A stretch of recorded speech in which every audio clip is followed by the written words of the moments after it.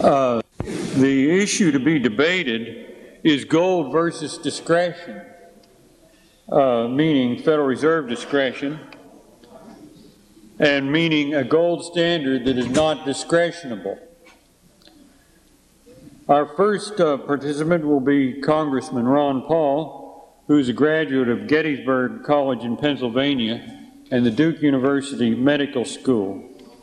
He's been a member of Congress since 1976, and he is a senior member of the House Banking Committee, where he has long advocated a gold standard. He is a member of the Mises Institute's Distinguished Board of Advisors and is the author of Gold, Peace, and Prosperity and co-author with Louis Lehrman of The Case for Gold, which is a minority report of the U.S. Gold Commission. Mr. Partee has been a member of the Board of Governors of the Federal Reserve System since 1976, the same time that Mr. Paul came to Washington. Before that, he was a managing director for research and economic policy on the board staff. He has also been a vice president and economist for the Northern Trust Company of Chicago. He received his bachelor's and master's degrees in economics from Indiana University and did graduate work at the University of Chicago. He was also a member of the U.S. Gold Commission, like Congressman Paul.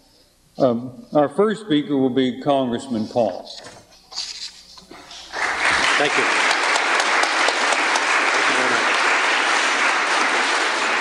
Thank you very much. It's a real delight to be here with you today. I'm delighted with the nice turnout. Would like to thank Governor Partee for coming over and participating. It's a delight. We've done this in the past, and we always have a good time. And I'm always reminded to say that some of my best friends are members of the Federal Reserve Board. So it is real nice that Governor Partee has come over. And it is true, we both served on the Gold Commission, and this is where I came to know Governor Partee, and we have developed a friendship over this period of time since we served on that commission. The commission, as you know, the results showed that the American government was certainly not quite ready to go onto a gold standard. But I, for one, did not see the Gold Commission as a failure because I thought that it was historically significant because an official body at least discussed the issue, something they haven't been doing for a long time. And the fact that we have systematically rejected the notion of commodity money over a period of time of 70-some years, I would say that laying the groundwork for meetings like this and a discussion in the Gold Commission certainly is a sign that some positive things are happening in a philosophic sense.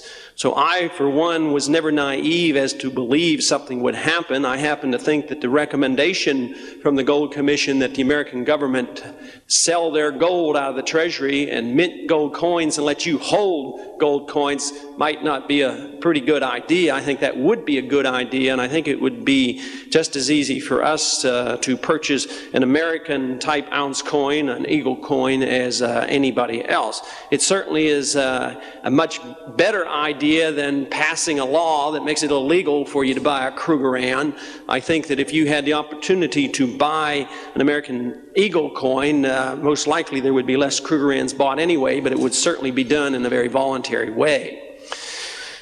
But the subject today is whether or not we should have a gold standard or whether we should follow the standard that we are using today, and that is the discretionary paper standard. And obviously I support the idea that it would be wiser to have a gold standard rather than a paper standard. And I think that unfortunately for those who believe in the paper standard have one little problem. They have to defend what we have today, and they have to defend the soundness of the economy, the soundness of the dollars, and they have to explain why the interest rates are high and why the housing market's not doing so well. So I think they have a terrible job. And I'm in a much better position to say, well, we have another system, and the terrible thing that happened when we even had a little taste of a gold standard, we had that terrible situation where you had interest rates between 3 and 5%. So I would suggest that there are many, many advantages for the gold standard, and the specific things that are advantageous to us with the gold standard I'm not going to talk about in my opening remarks. I'm not going to explain why that you have low interest rates with the gold standard. I'm not going to explain to you why, if you had a free market and a gold standard, you would have full employment, except for a few who just physically were incapable of working. I happen to believe, and will not explain now, why a gold standard would secure an economy that would have sustained economic growth, and we would never have to worry whether it's 4% economic growth or 10. If the economy decided to grow with a healthy currency and a healthy economy at a rapid rate, we would never be concerned about cutting off the gold supply in order to thwart a business recovery.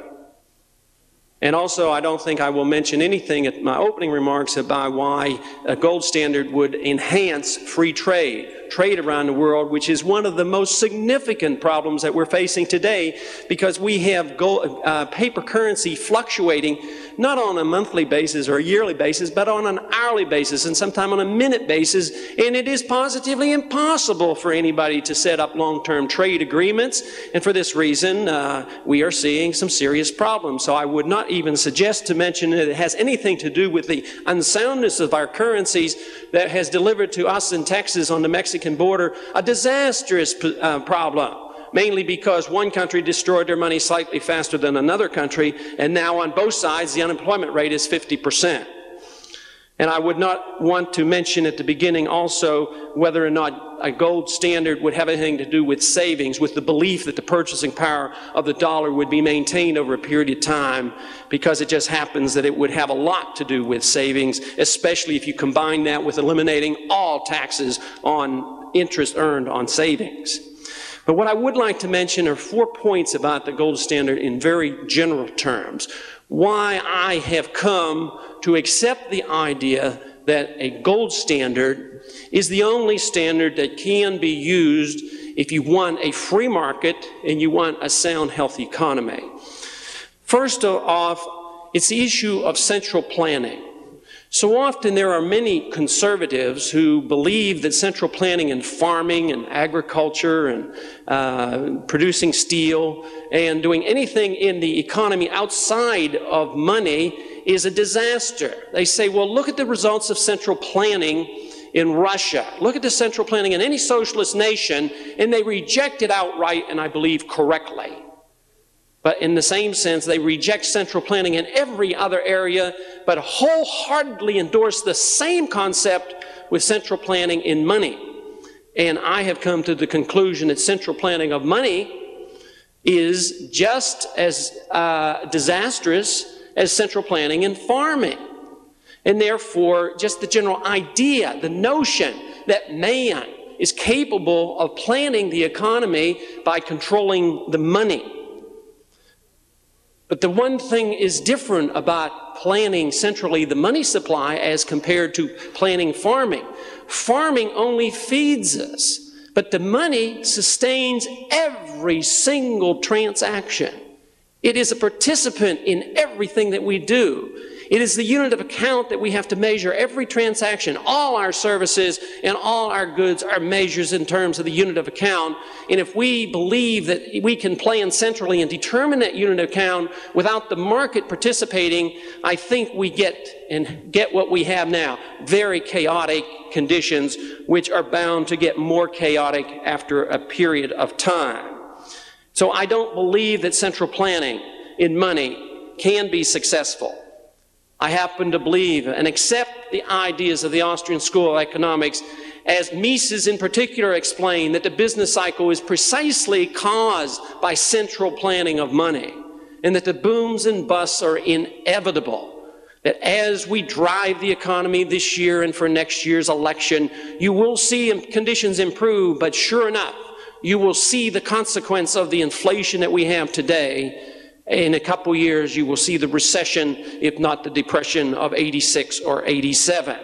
So it is for this reason, out of a humanitarian concern for our people, that we must reject the notion of central planning in money, just as we reject the central ideas of central planning in agriculture or steel manufacturing. So central planning of money, I reject outright. The second major reason why I reject the notion of paper money is the issue of power. I believe we must address this because even though those who wield the power and the control of the money, I sincerely believe they're well motivated to do what is good and right for the people. Just as the liberal interventionist is assuming he's doing good by building houses for the poor people. But they never take into account that they tear down more houses than they build up. And that so much of the HUD money goes to building country club communities. So I would say the same thing happens because the power is abused and misdirected. But it's an ominous power. There is no other power greater than the power over money. The power to create and contract the money supply. The power to control the purchasing power of your money. Throughout history, this has proven to be the most sought after monopolistic power of man. And it has become more sophisticated over the decades and over the centuries, more sophisticated now and more international in scope than ever before. So I see the issue of power and the control over money as being something that we cannot ignore, we must address. I believe closely associated with this is the issue of morality as well. By what moral right do we have to create purchasing power out of thin air? Whether it's done by the creation of credit or Federal Reserve notes, or whether it's the creation of SDRs in an international scope, by what right do they do this? Is it any more moral to dilute the value of your purchasing power of the money you hold in your wallet than it is for the farmer to dilute the milk supply with water?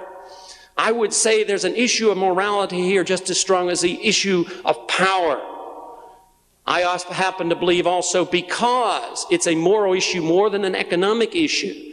It is for this reason that the people have lost trust in their government, trust in the banks, trust in business, trust in themselves, and that we are a nation of distrust. And it's for this reason I believe that until we restore trust in government, trust in the system, and trust in the money, there will be no resolution of this problem. It is the issue of trust in people and trust in money that must come before you can start talking about nickeling and diming it, trying to get back to a balanced budget, because that certainly hasn't worked. So I think it's important to address the issue of central planning, the issue of power, and third, I think that we must address in general terms the issue of the origin of money. I know that's been talked about, and we recognize, those of us who believe in commodity money, clearly understand that money, paper money and credit creation didn't come out of the marketplace. That came out of the heads and the fantasies of the intellectuals and the government officials of those who want paper to be money, but never out of the marketplace. So I would say the paper standard is bucking history, and it's bucking economic law and economic truth, and they only can do it with force and more power to make people accept it. Because economically and historically, paper is not money. It can't be money. It's only money because we're forced to use it and because there's a residual trust in the pieces of paper that we carried around, because at one time it did have real value. Just think for a moment. If all of us were stranded on a small island and we had absolutely nothing else, no trade, but we were all put on the island and we were expected to survive, we would have to do what to create capital to survive? We would have to get our food and build our houses and make our tools. And everything that we had in excess of what we consumed could be our capital, and we could trade it. But how many of you would accept the idea that if we were all working busily and making trades and somebody gives a bushel of wheat for a bushel of corn, how many of you would accept the notion if we had the one individual to arrive on the beach and he said, "I'll solve all your problems, I'm going to create wealth for you. I have this little thing called a printing press, and I'm going to print up Federal Reserve notes, and you'll all be wealthy"? How many would trust the individual? He would probably be thrown off the island for coming up with a scandalous idea. It wouldn't work. You have to have something that people seek after and they hold as something important and something that they will hold as money. History shows that people have chosen gold first and probably silver second. But most people, when they're driven into the economy, they'd rather have cigarettes than pieces of paper.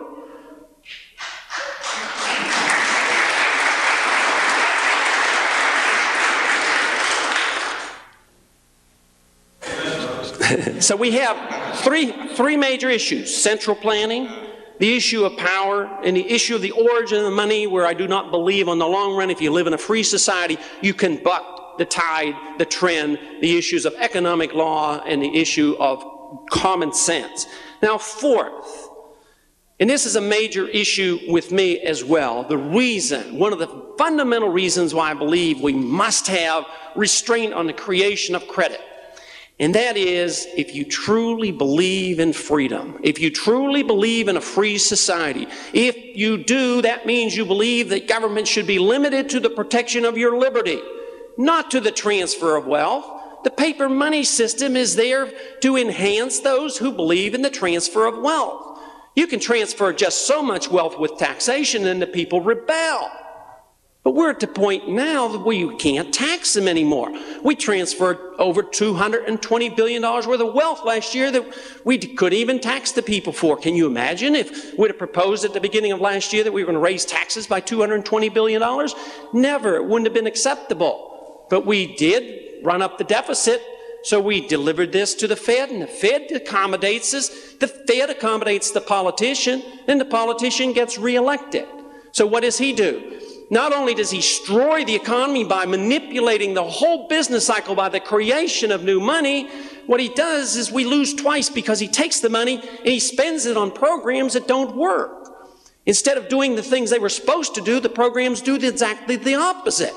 You don't get more houses by the government building houses, you get less. And I also have come to the conclusion in the last few years that you don't even get more defense when you spend more money in the military budget. You get less defense for that. So I would say that so often when you can get the money so cheaply by just sending a little Federal Reserve or sending over a Treasury bill and get whatever you need, that I would say this enhances and it gives the ability of the politician and government to be all powerful. And that to me is our great threat, because the programs are a threat to our freedom. The money, as it's being destroyed and as it's being inflated and causes the crises that we see around the world. And the best example, of course, is at our border in the South. Those crises threaten the political freedoms. I believe that if we could have a free society and sound money and gave up all our material assets, I believe that if we had our freedoms, we could survive without any difficulty whatsoever. But the problem today is what we're doing is we're destroying the money and at the same time destroying our freedoms. It was not by accident that the currency had to change over a period of time. The government size grew. So from 1913 to 1971, systematically they eroded and destroyed the commodity standard. As weak as it was, there was still some residual relationship of the paper to a gold standard up until 71, but since then there has been nothing. And it's for this reason you see the escalation of spending, government programs, and no restraint whatsoever. So it is this participation between the politicians and the central bank, which not only threatens our economic security, which is secondary to the threat to our individual freedoms. That's the four reasons in general I believe we ought to have a gold standard.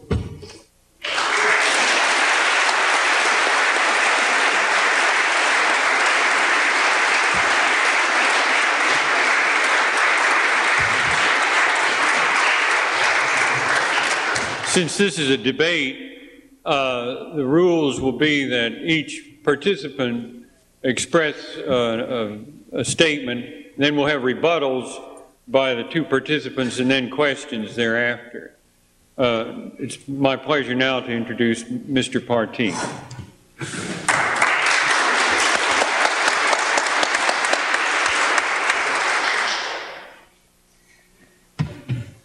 Ron Paul and I have debated this issue informally and sometimes more formally. And we were not only both members of the Gold Commission, but since my name is Partee and his name is Paul, we sat next to each other at all of the meetings and exchanged notes and that kind of thing. And even agreed on some issues. For example, the recommendation for printing of a gold eagle, he and I agreed on. Now the difference is, you see, that what I wanted it for was to have it as an indicia of public attitudes towards financial conditions in the country, and therefore I wanted its price to be able to vary. That is, it would be a weight, a fixed weight, but its price would vary, and the variation in the price would be an indicator of developing attitudes in the public toward financial conditions. You destroy that indicia value when you have a gold standard, of course, but for this purpose, why, it would have been quite worthwhile. I might also say that it's always a hard act to follow Congressman Paul, because he is a powerful speaker and he has a certain religious fervor that even was recognized back here in the audience that I don't have. I can't afford religious fervor. I simply try to look objectively at what might make the system work better or worse, and what is doable, and is what does not appear to doable, but to be doable. And on the basis of that, I have decided that it's quite out of the question to have a gold standard in the world, or a gold standard in the United States, until a great many preconditions have been set, having to do with discipline and behavior, which I don't see any sign, certainly not in the daily press, certainly not in world events, that we're moving toward establishing. And I have also 4 points, and they are directly on the question of a gold standard. What we need, my first point, is that what time has shown that the world, or the United States, or any individual economy needs for its monetary standard is one that will expand gradually over time in line with population growth and with increased production in the society. If you have something that expands too rapidly, and that, of course, is a very, very grave threat with paper money, why, you'll have inflation. But if you have something that expands too slowly, you'll have persistently downward bias on the price level of the country, and history has shown that stultifies production and new thinking and private entrepreneurship, rather than reviving it. So that what we want is something that will expand gradually over time as the population and the production of the society expands with that time. Gold, in my view, only very roughly approximates this particular test. It is true that there is a gradual increase in the gold stock, that is, as we're able to identify it over time, because it is not destroyed by and large, and because new production is a small proportion of the stock of gold. But the rate at which the gold stock expands is subject to a great many variables. The discovery of new gold, the development of alternative non-monetary uses of gold that make, in fact, the correspondence between this need for gradually growing monetary standard and the supply available for monetary purposes of gold to meet. That's why, for example, over the years, the concept of gold as a part of the money supply was supplemented with silver as a part of the money supply in order to get more money. That's why, over time, despite the definition of this fellow who goes to the desert island, who is so poorly received, who, by the way, sounded like a banker to me, Ron. That's why banking developed. And the bankers took gold and issued promissory notes backed by gold in return. And that was, of course, where paper money started. It started in the private sector, not in the government sector. And it was the abuse of the use of paper money in the private sector by private sector participants that resulted in this becoming a government monopoly, I think, in every major country in the world today, and for a good many years past. In any event, it seems to me that what we want to have, rather than this imperfect relationship between the growing supply of gold and the growing need for money, what we need to have is something that will show some flexibility, some elasticity that is subject to some management. And so when it comes down to a blind confidence, choosing between a blind confidence in the technology of gold production and the efficacy of management, I come out for management. And therefore, that's my first point. My second point is that we often talk, and Congressman Paul did, about the benefits of going back to stable exchange rates. Stable exchange rates would result if we reestablished an international gold standard because, of course, the relationships, the relative values among the currencies of the various countries of the world would be fixed by that gold relationship, and they would presumably remain that way.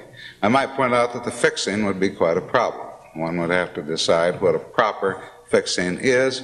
That was done, except for the dollar, by the Bretton Woods Agreement in 1944.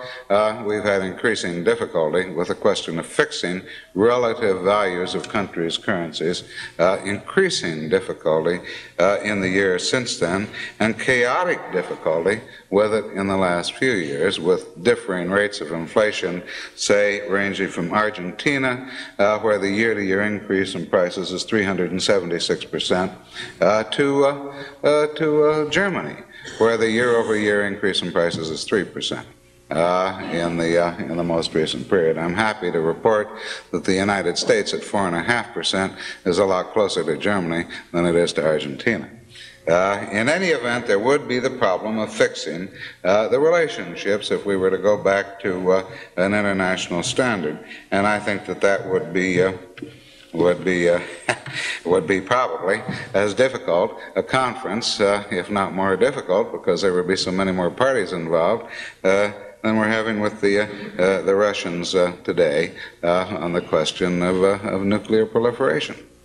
Even more important, though, than that, which is a technical matter, one of those little technical matters that takes 5 years to work out, more important than that, the relationship, once established in an international gold standard between the currencies of these various countries,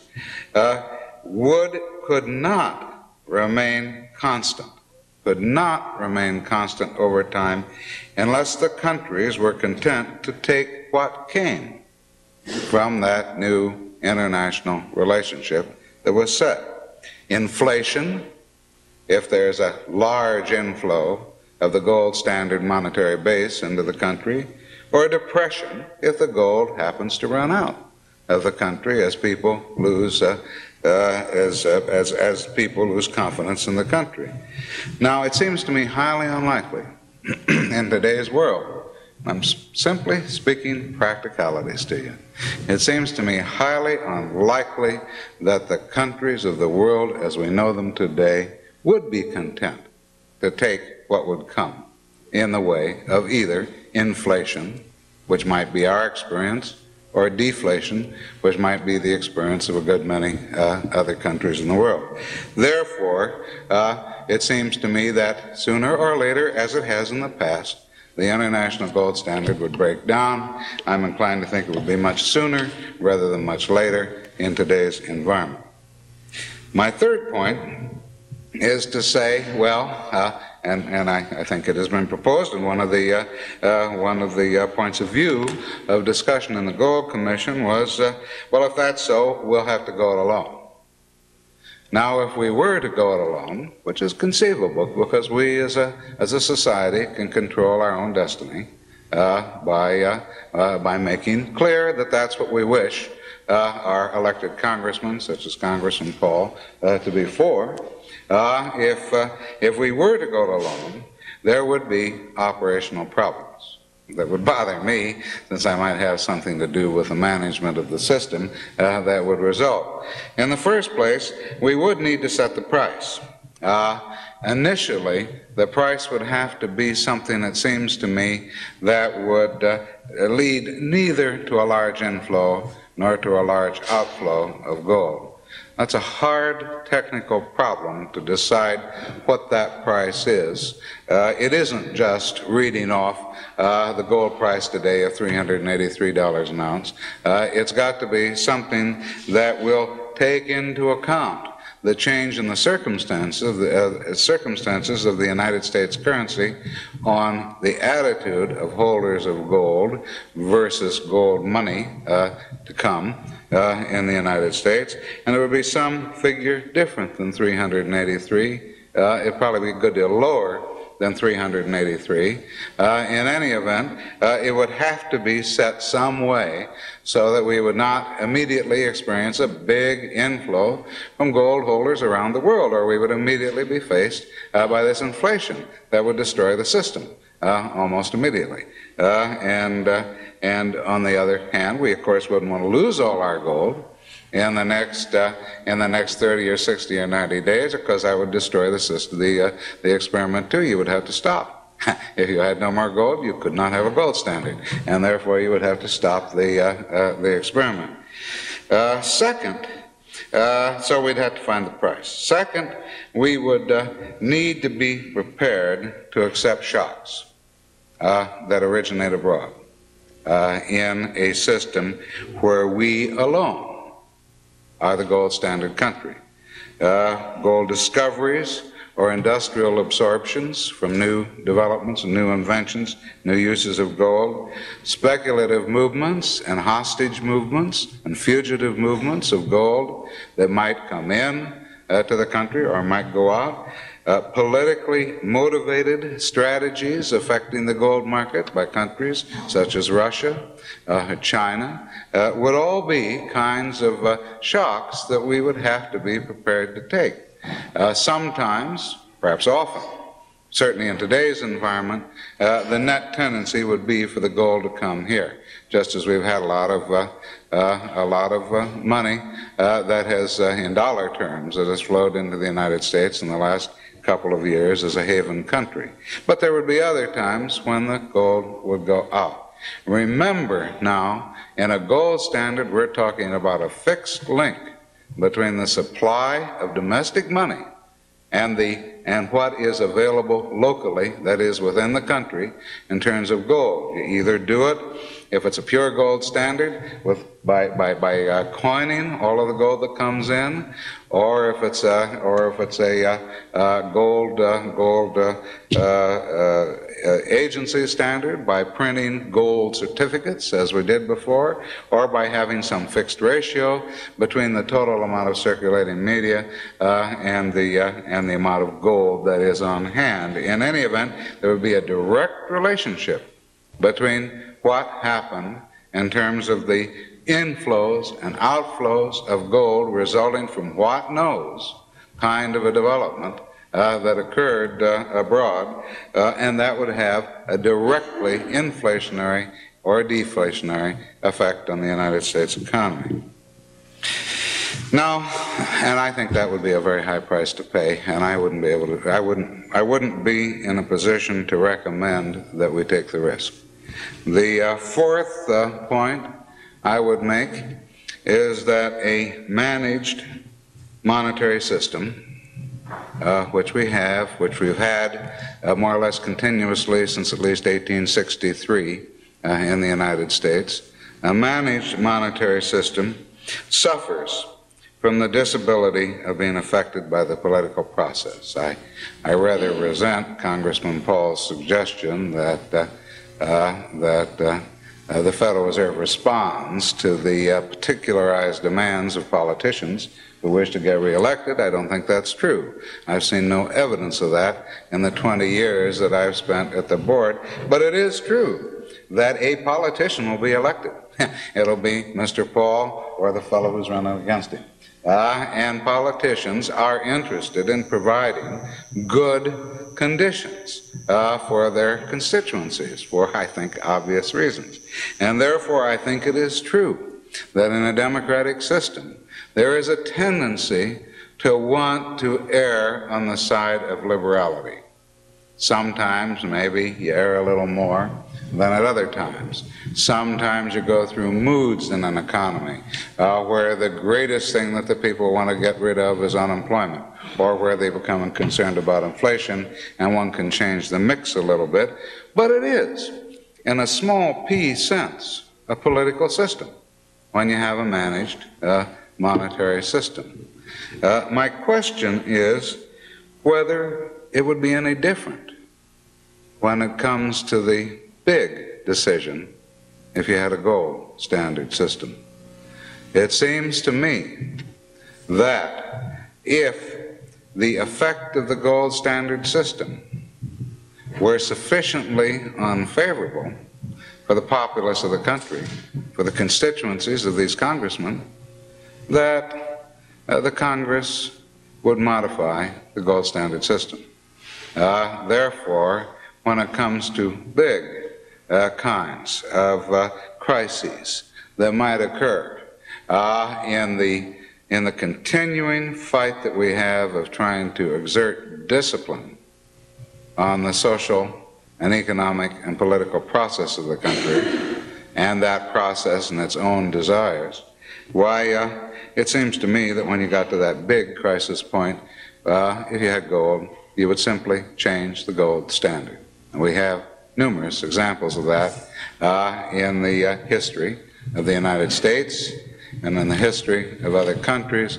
And I have no reason to believe that our politicians or our public have become so far-seen in their vision and what they want to see in the days and years and decades to come, that they no longer would be inclined to change the system if it wasn't producing what was wanted in the short run. So I'll end on that. Thank you very much.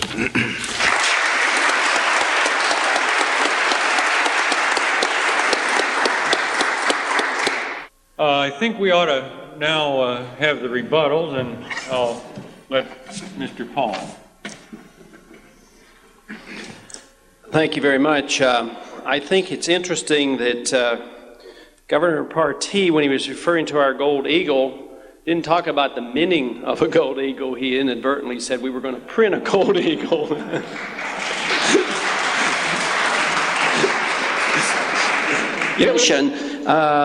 The right of the Congress to coin money and regulate the value thereof, and I thought, boy, we have come full circle. You know, they even put it in quotes. And when I pointed that out, they did take that out. Even though they believe you can print money, they literally wrote print money instead of coin money. We've never had the authority to emit bills of credit. We really, I think the Constitution should be changed even to accommodate the system that we have. Yes, it is true that I have a bit of a religious fervor for this because I do feel intense about it, but I don't think that should necessarily be a negative. I think that a philosophic and a sincere commitment to something I believe in sincerely, it doesn't hurt to express myself. Matter of fact, I think it's interesting to note that you don't find many who have that same type of commitment for a paper standard. It is much different.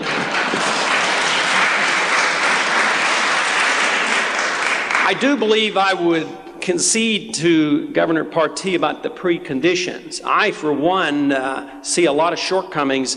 And if I could wave that wand tomorrow and have my gold standard, I may end up being discredited because I see gold and the issue of money as more part of an entire system of government philosophy. And that is, if we had the philosophy of government intervention overseas and militarism, and if we have a government that is going to run a welfare state, and we had the gold standard that we would like tomorrow, I don't believe the gold standard is strong enough to present and make the people live within their means and limit the power of government. So I see the gold standard as one that restrains and keeps the government from drifting and going off a system which is limited, but I don't see it as the panacea. So I would say the conditions are very bad. I don't think they're as good as they were after the Civil War. There was a lot more trust in the system and trust in the money after the Civil War, and from 1876 to 1879, they were able to resume convertibility. I believe our conditions are much worse, and therefore I do believe that if it's done carelessly, we could get into a lot of problems. And I think there's a great danger of accepting a pseudo-gold standard, which is essentially what we've had most of the time throughout history. And if we accept that and go to a standard that you could suspend rather easily, if it's a fractional reserve, it's not a gold coin standard, I do believe that that type of a gold standard would not serve us well. I would also say that it is true that when you do, even if you have a very good gold standard, yes, there is always a threat, just like there's always a threat that our civil liberties will be abused, that our right of free speech would be abused. In times of war, our civil liberties are taken from us. So I don't think that's any justification, but I would say that, because our civil liberties are taken away from us, because we lose the right of free speech, it doesn't mean there's something wrong with the right of free speech. There's something wrong with the politicians who take away the right, or something wrong with the people who take the gold standard from us. So I would not see this as a reason not to have a gold standard, because there is a threat, and I concede there certainly would be a threat, as there have been over the centuries, that when politicians want more power to finance war or a welfare system, they indeed destroy the money. So I would say that it is that notion of government that is a greater threat to us than the gold standard itself.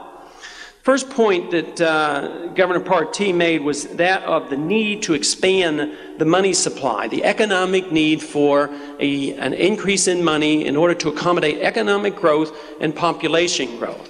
I don't accept that. I think there's a fallacy in that. I don't think it's necessary at all, because again, I go back to a more primitive society when it's very easy to see what you need is production, you need work, and you need effort. That you don't produce anything with the creation of money and credit. That is only a vehicle, and the unit of account is something that we measure our productive efforts by, but it doesn't produce it. It does in an inflationary climate at the early stages of an inflation. By deceiving the people and creating new money, there's a deception, and yes, people do feel better, and it might stimulate for a while. Maybe even for decades, but eventually it does the opposite. And that's what I'm afraid we're moving into now, where even the stimulation that we have today will not produce what we want and desire. And at each time we go through a cycle, we need more and more. And I believe the figures bear this out. In the past year, we've had to have more monetary inflation in order to achieve what we could achieve in previous recessions with a lot less new money. So to me, it's entirely unimportant about how much gold there is. Totally unimportant about how much new gold there is. And I don't see it as a problem if you're having economic growth and you have a gold dollar. If you put $1 in the bank and you get 3% interest, so you get $1 plus 3%, but your purchasing power goes up because prices went down, but there's economic growth. I see no problem. I think that's a good deal. I think that's more incentive to save, and therefore more capital, and more reason for people to invest in the future because things are looking good. I do not equate decreasing prices with depression. I equate depression with bad economic climates and a decreasing money supply in an artificial system which brings it about. But to have prices going down is no concern at all. It can be a definite asset. And it is true, though, that you don't have to worry about a steady money supply under a gold standard. Most likely there would be an increase. The average is 3%, about what the monitors would like to increase the money supply at. But it is true it's erratic. I agree with Governor Partee. It is erratic. One year you might have a 5% increase, one year a 1% increase. But to me that is unimportant as well. The most important thing is that you have a free pricing mechanism. If you're worried about price fixing and a price level, that's different. But if the prices are allowed to fluctuate because there's an influx of gold or an outflow of gold from the country, as long as the pricing mechanism is there, there really is no deep concern. But the chances of having gold inflation today is rather slim. My real concern is about the paper inflation. You know, they say, watch out for Russia. They could, withhold gold or dump gold. You know, it would take them 100 years to double the supply of gold in the country, so therefore to really significantly affect the purchasing power of gold. 100 years to produce that much gold. Took the Fed only 10 years to nearly triple M3. So I would say that's what you have to worry about.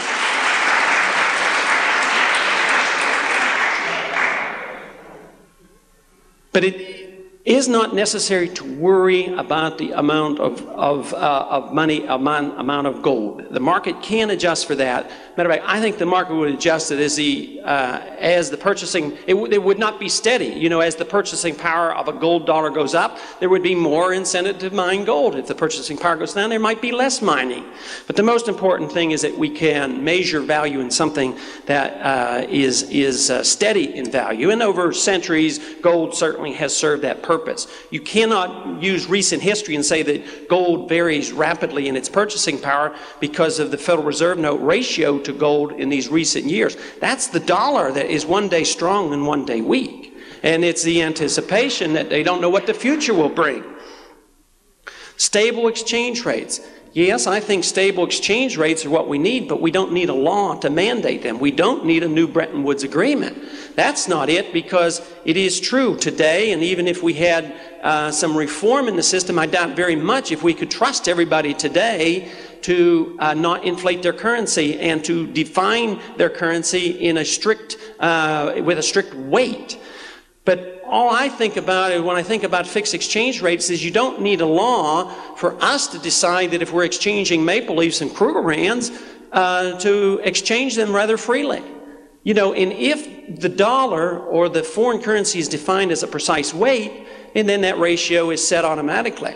But it is indeed true that if you have paper currencies, whether they're loosely linked to gold or not linked to gold, printing at different rates, you know, fixed exchange rates would be totally chaotic. Even under the Bretton Woods Agreement, there were thousands of periodic devaluations because even then they weren't supposed to be printing at different rates and they were supposed to link their currencies together to the dollar. But there was always abuse because governments had this insatiable desire to create credit.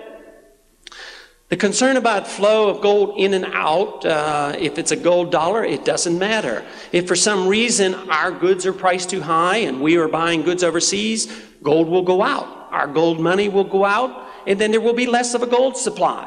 That is not a concern to me, because then as long as there's free pricing mechanism, the prices will drop down and then our goods will be more attractive and gold will come back in. To me, it's just important that you don't have a static economy and say that gold must be this, increasing at a certain rate. Let the market handle these things. The market is much smarter than we are in trying to determine what the money should be. It certainly would be more important if all the countries went together.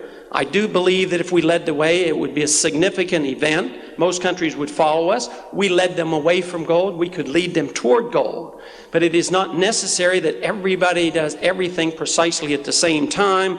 But I do think there would be a tremendous advantage to us doing it together. I do think that I did not mean to indicate that Governor Partee literally does certain things for the politician, but the point that I would like to emphasize is that the politician, we in the Congress who overspend, then so frequently the Fed has no choice. You know, last year they had to monetize some debt, but the debt wasn't their fault, so they're absolutely correct. As a matter of fact, all the Federal Reserve governors, including Paul Volcker, when he comes before the Banking Committee, he never fails to tell us, you know, if you guys didn't give us so much debt, our problems would be a lot easier. But it's the accommodation and it's the system that works. So the politician keeps voting and voting and spending, which he couldn't do when there wasn't a Federal Reserve System to create new credit and to buy the Treasury bills. It's only under those conditions that the Fed accommodates. So yes, they can criticize us, and then the Congress gets over here and they say, well, it's the Federal Reserve's fault. They're either not printing fast enough or they're printing too slow and the interest rates are too high. So it's sort of one of these deals where they just look at each other and blame each other, but it's neither, it's both. It's the system. It's the system of big government, deficit spending, accommodation by the creation of credit that is the problem. And I believe the gold standard can handle that and bring that back into perspective. I think that the solution obviously is to have a gold standard where we would restrain the ability to create credit out of thin air.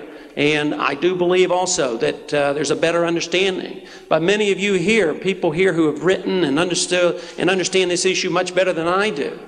It is because of the 20th century understanding by the free market economists, coming from the Austrian school, coming from von Mises. The understanding, I would say, is much, much better than it was in the 19th century. We've never had a real good gold standard. And for this reason, I always work very hard and correct any interviewer I ever have when they come and say, oh, you're the guy that wants to go back to the gold standard. I do not want to go back to the gold standard. I want to go forward to a modern and a better understood gold standard, better than we have a better understanding today about how that system ought to work than ever before in the history of mankind, and I believe that's what we ought to do.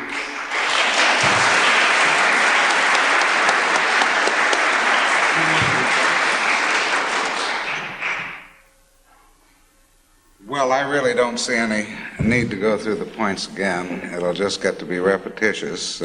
There are disagreements, as you can see, between Congressman Paul and myself. I would make this point, that if you look through these disagreements, I think that there's a good deal of agreement. I believe that what I feel that the country and the world and the economic society needs is discipline. And I believe that what the Congressman thinks the world needs is discipline. But we have a difference in the way we would get there, and I think we also have a difference in what we believe to be the degree of tolerance of the societies of the world to discipline. It's a strong dose, and I'm afraid that if applied too blindly, too greatly, it'll simply be unaccepted, probably in the first instance, but if it should by some miracle be accepted in the first instance, it'll be rejected in the second. The other comment I want to make is that I suppose I ought to be, having been in Washington as long as I have, I ought to be pretty cynical, and I guess I am really pretty cynical about the political process and the role of lobbyists and political action committees and all that kind of stuff in determining what positions are on various issues. But I guess I still perhaps am enough of a dreamer that I think that a politician, in the long run, reflects his public. And therefore, I don't really think that you ought to talk about those politicians over there doing all those bad things that the public doesn't want, because I think in the long run, a politician does what the public wants, and what you have gotten, and I'm sure this group would be 99% opposed to the experience of the last decade or two, is what you've gotten over this period is what the public wants. Thank you.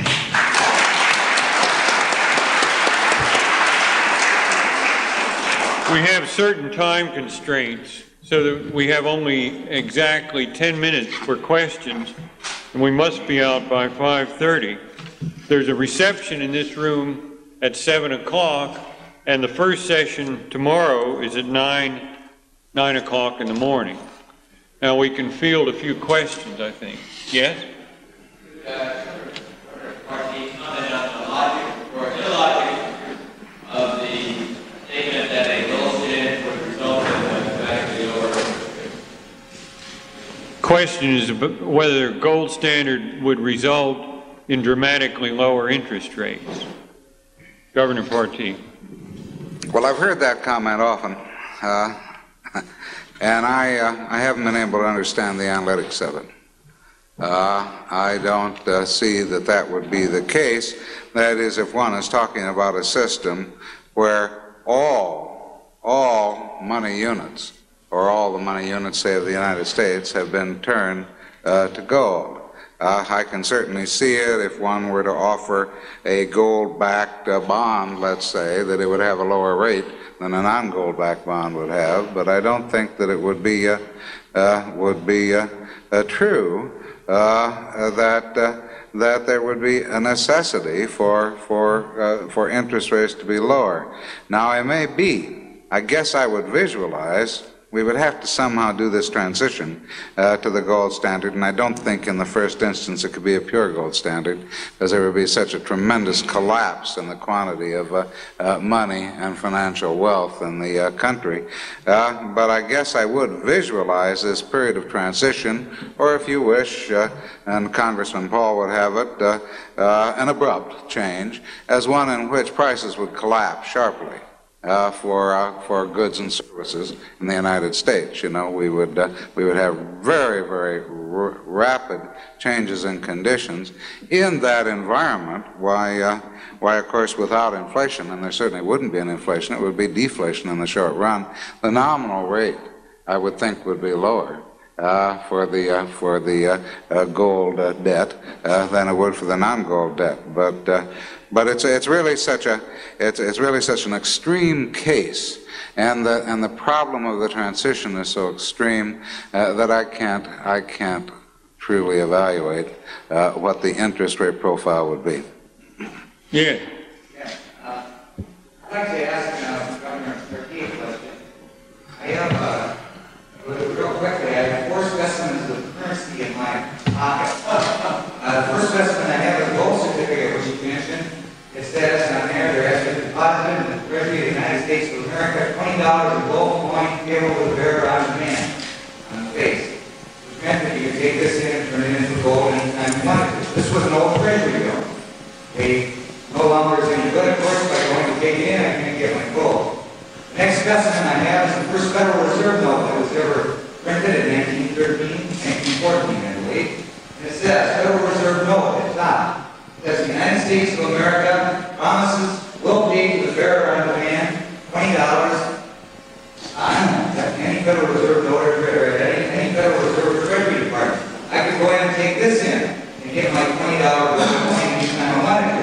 At the same time, when we had other issues of the Federal Reserve note, it kept saying, we'll pay to the bearer on demand. Even when our gold standard went away, it said, we'll pay to the bearer on demand $20 in legal money, which meant I could take this in and go get my soda. But today, when I pull this out of my bill, it still says Federal Reserve note, but it says nothing else on it. It doesn't say anything about will promise to pay to the bearer, nothing. Now, my question then, and I might comment on one great thing here that Ludwig von Mises said, that I just love, and that is, government, or the Federal Reserve, is the only body that can take a perfectly good piece of paper, put printing on it, and make it worthless. This is a question, but I think it's an important one. We have our governors and the Federal Reserve who sit there. Their job is to look at this. And this is not condemning in a personal nature, but I ask this as an integrity question. Every accountant, every attorney, everyone in this room knows this is not a no. But I think it's just another deceitful thing that has happened to us, and why our governors of the Federal Reserve continue to call this a no. And here's my question. How long do you think the average people are going to continue to accept this worthless piece of paper for their continued good production? When that blows up in their face and they don't, then what's going to happen to America?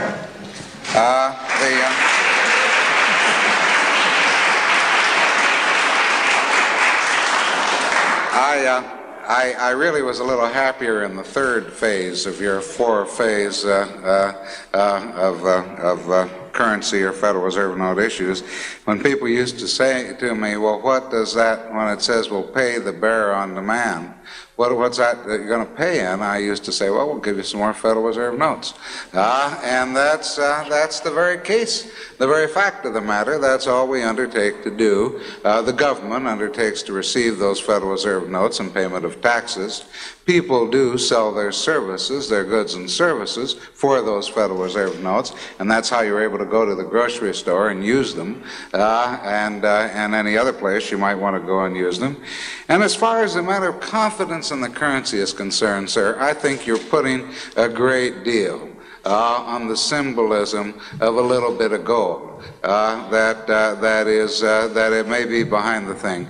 In the last year, in the last 2 years, tens of billions of dollars have flowed to the United States from people elsewhere in the world who felt that this was a much better system than what they could have confidence in at home.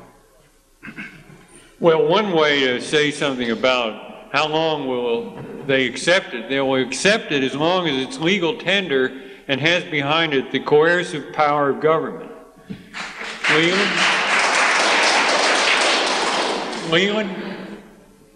I'd just like to say that's like Padlock's door. Padlock used to play the roof down at the door and ring the bell.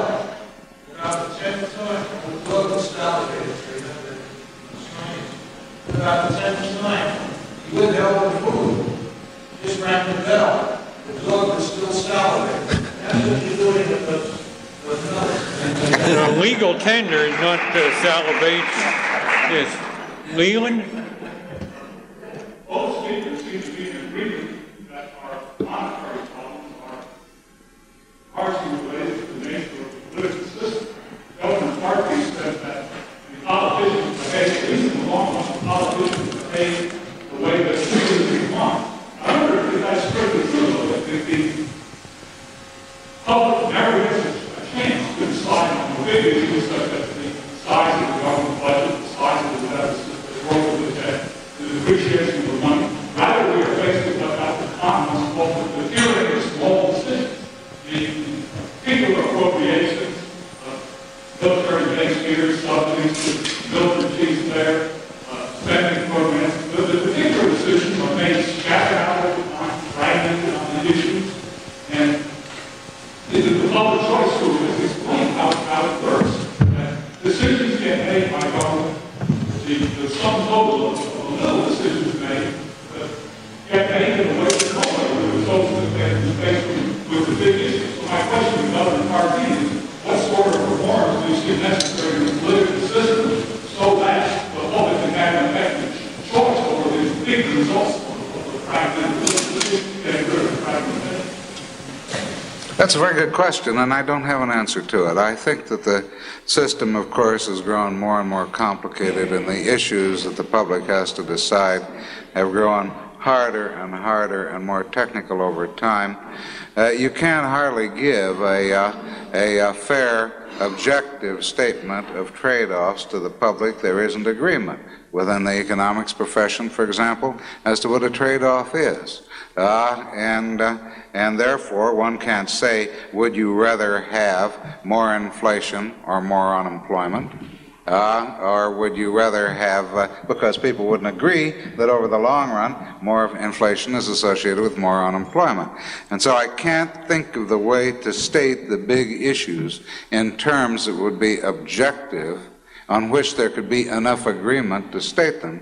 And therefore, my view of the matter is that if the people don't like the way things are going, what they ought to do is throw the rascals out.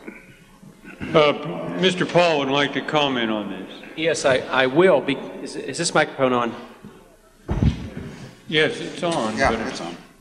Okay. I wanted to comment on this in general because, again, there is an area that we do have agreement, and I think it's important that we do find the areas that we do agree. And that is when Governor Partee says it's not only the politicians, it's what the political system is demanding and what the public wants. And I think that's why a group like this is so important, because what you're doing is you're changing perceptions. You did not exist. Groups like this did not exist 20 and 30 years ago. So therefore, maybe I will have my way someday, mainly because you're existing and that the public perceptions will change. And it is absolutely true the politician only reflects the public view. So I do think that's very, very important. And, but I think we're in a transition period now, which is critical to our nation. I would like to address very, very quickly about the interest rate. I think that we can go by past record and show that under gold standard interest rates were low. I don't think you have to have a collapse of the money system if you go to a gold standard. All you have to do is adjust your definition. If you had to use a government gold standard and not use the ounce, you could certainly define the dollar as 1/1500th of an ounce of gold rather than 1/400th, and all of a sudden you have an unbelievable amount of credit that would and currency that would not cause a collapse. Yes. Governor Partee, I thought you made an excellent point a while ago when you said that they had a kind of competing currencies many years ago, and a lot of those bankers in the private sector counterfeit that money, and there's some real bad guys in banking even today in the private sector, not sure. My question is, if Congressman Paul can show that those counterfeiters in the banking business perhaps private currency then were pipers compared to the amount of money the federal government counterfeited, would you concede more on his side?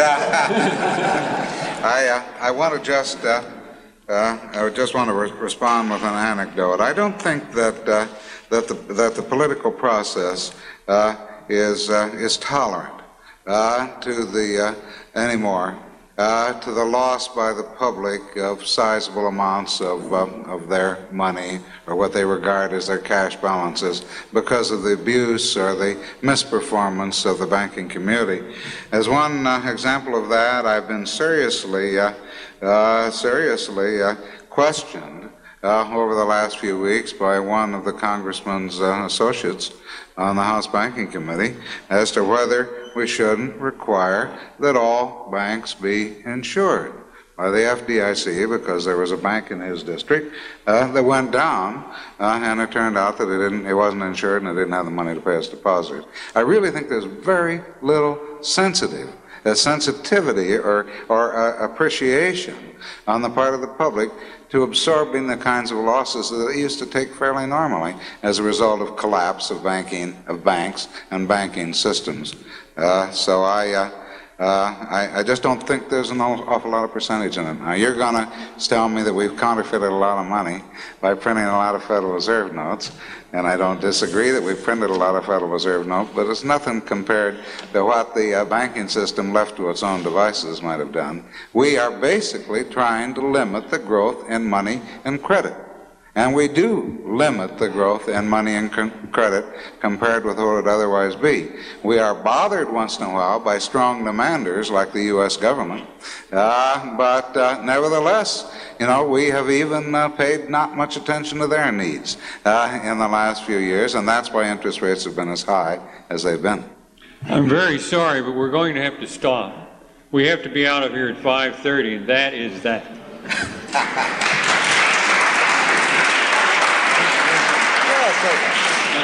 I don't think I had an audience sizably on my side.